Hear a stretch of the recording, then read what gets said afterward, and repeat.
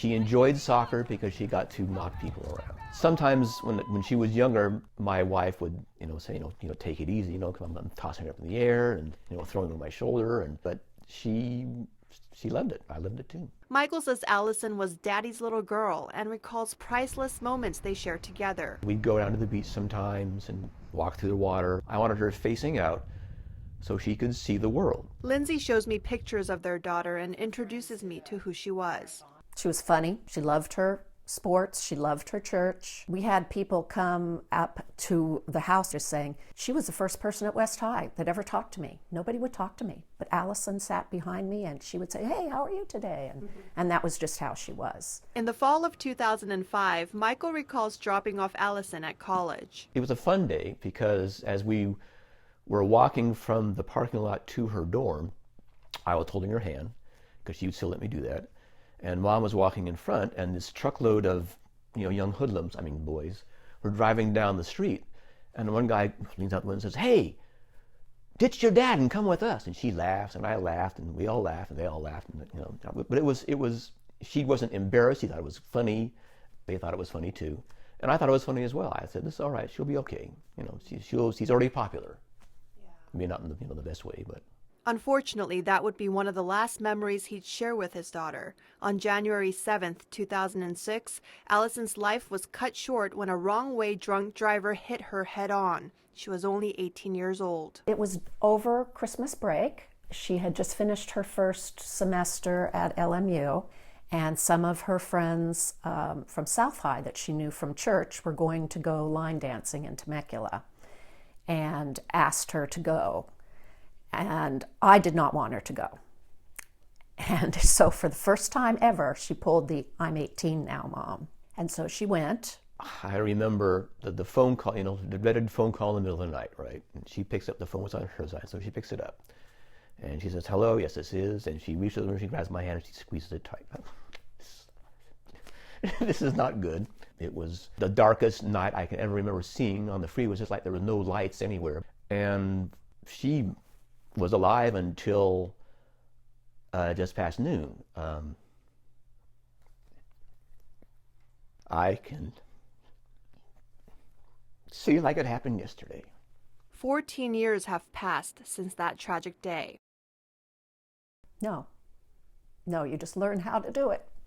Loss of child is the hardest thing there is.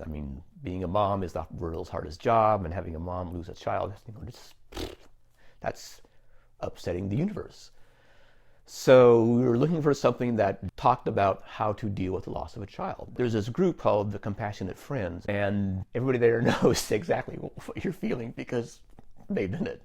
It was just the most amazing feeling to walk into this room of strangers and you could talk to them about what was going on. The Dewarts also found healing by giving back, specifically to young ladies who resembled their daughter at West High. The whole thing was to do something for young girls like Allison and help them, with their career goals. So far, the Allison Dewart Memorial Scholarship Foundation awarded 27 students a total of almost $90,000. We like to choose girls who were most like her because she wasn't the best student, she wasn't the best athlete. 3.5 was a good grade GPA for her. So we're looking for people like that. When we read the little essay prompts that they write, sometimes I'll just go, oh my gosh, this sounds so much like Allison. One just graduated from medical school, one's pursuing optometry, we have marine biologists, we have a teacher, we have a couple of teachers, we have one young lady who's in ministry. It always makes me happy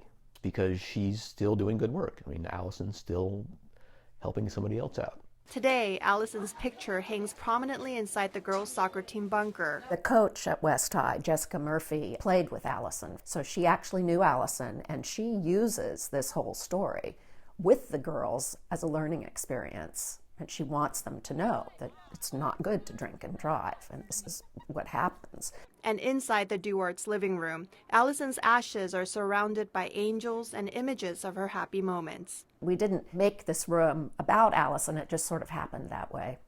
But there she is everywhere. People on the outside, I'll call them, they understand grief as a checklist. I've always felt that it's more like it's a carousel. Because you can, everything's fine, and then one day, you're back on the carousel, just for a little bit, but it's always there because every day I look in the mirror and I say, yeah, she's still gone. You know? The Dewarts now live with a sense of purpose to help others even in midst of their own sadness. Other people are planning birthday parties and weddings, and so I plan events for her to raise money in her memory. It's great because a lot of the girls keep in touch with us.